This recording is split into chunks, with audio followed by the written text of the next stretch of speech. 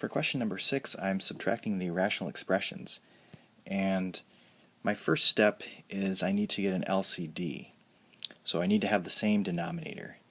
And my first step in getting an LCD is to factor both denominators. So for the first fraction, I can factor out an x as the GCF, and that'll leave me with an x minus 2.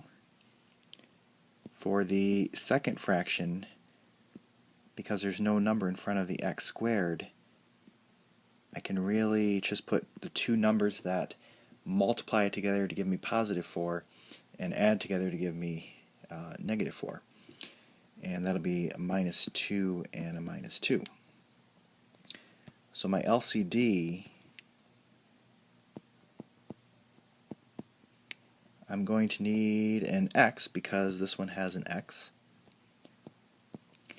And this one has one x minus 2, this one has two x minus 2's. So I need two x minus 2's in my LCD.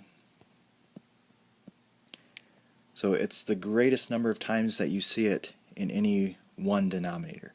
So even though I see it actually written out 3 times here, I'm not going to put 3 x minus 2's because it's only twice, or the maximum number of times I see it is only twice in any one denominator. So then I want to multiply by what I need to get the LCD.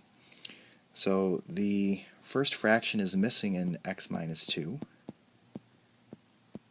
So I need to multiply both the top and the bottom by that. The second fraction is missing an x. So then if I multiply those, I'm going to get x minus 2 over x, x minus 2, x minus 2, minus 5x, x, x minus 2, x minus 2.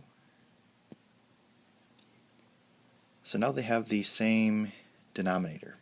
So now I can actually combine these. So x minus 5x is going to be a negative 4x, and then the negative 2 just comes along.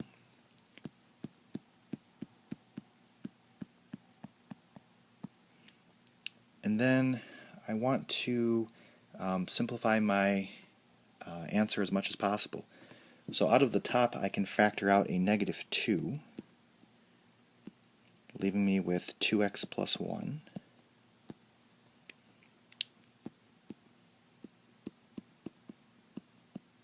And nothing really cancels out, but those x minus 2's, I can combine those into x and then x minus 2 squared. So this would be my final answer.